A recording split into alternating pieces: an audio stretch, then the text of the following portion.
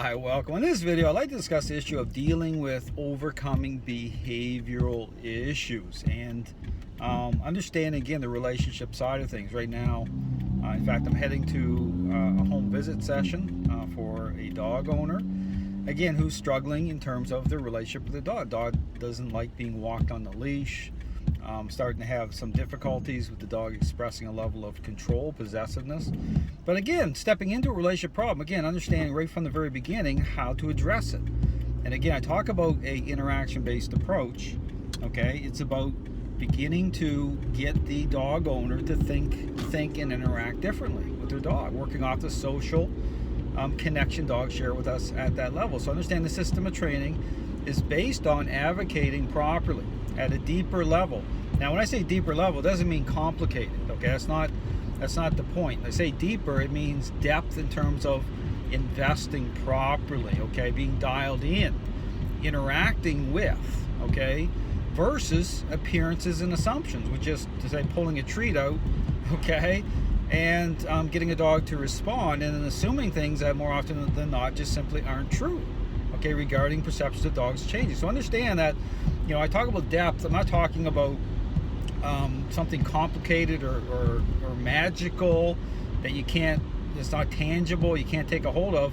It's opposite. It's quite opposite. So when I sit down with people, understand I take the time for a few minutes, I take the time to talk through it so they understand what they're doing and why they're doing it. Because here's the thing, is so often when trainers step into a situation, okay, and you're motivating dogs to respond, you're just being led into, a kind of a picture building process, but not even really told as to what that's doing.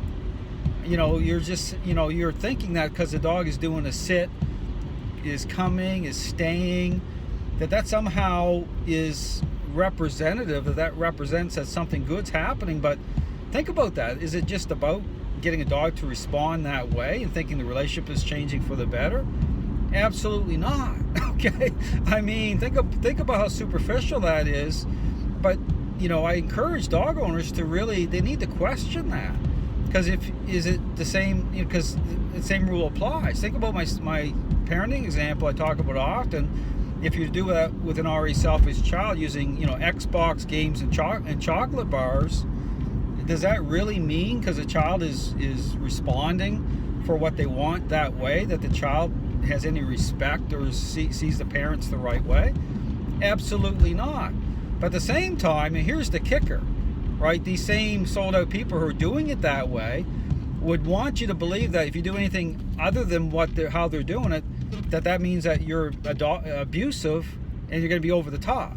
I see that's like there's no middle for them, right? It's like you're either all in with how they think and what they're doing that way, which is a complete joke, or you're the enemy.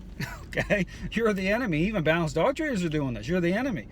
No, it's you do it because you understand, because you're advocating properly, you care about dogs the right way, and you're getting people dialed in properly so that they can have a better relationship. Okay, it's all about, again, depth of relationship. So again, let's put it out there that the dog training world, okay, is a mess. Okay, understand that it's a mess. And when I talk about something, to talk about depth, I'm just talking about context. I'm talking about a process that actually makes sense. So I'm advocating properly for dogs and owners. So I would encourage people, don't buy into what these sold out mainstream dog trainers, when I talk mainstream, I'm talking about those identified as balanced and force free, because they're all doing the same thing, exactly the same thing. They're all in agreement with this idea, applying it the same way. So my encouragement is don't buy into what this group is saying, because they're basically all radicals in a way, because they're all in full agreement with applying the idea that way. So that's a radical idea. It's not based on any sort of any depth. It's not based on truth. It's based on appearances and assumptions. So again, I would encourage people is to challenge that.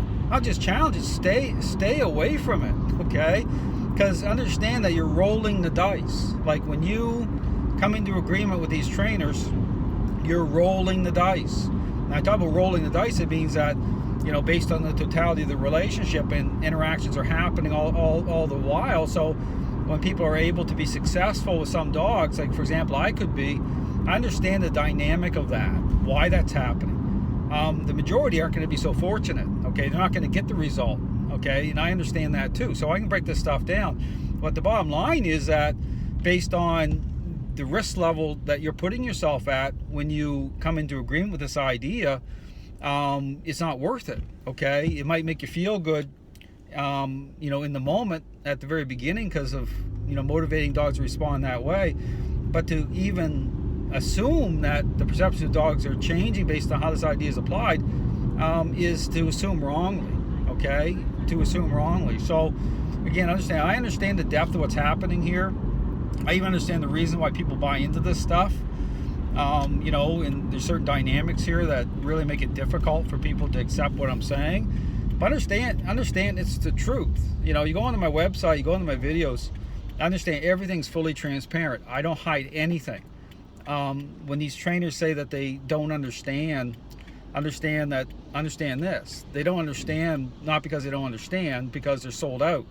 And here's the difference between, you know, desiring truth and already crossing lines and making their money and not wanting to know, because what are you going to say? I mean, you already wrote your books.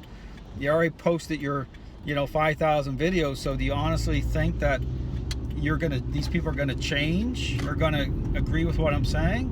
No. I mean, it's because it's the hardest thing for them. They aren't going to do it. So again, let's put it out there. I encourage dog owners, really pay attention to what's going on here in the dog training world. There's so much. This layers up, but there's, you know, you're really putting yourself at great risk when you listen to these people, because understand the dog training world is in a mess for a reason, and it's definitely not getting better. It's getting worse every day. Thanks for watching.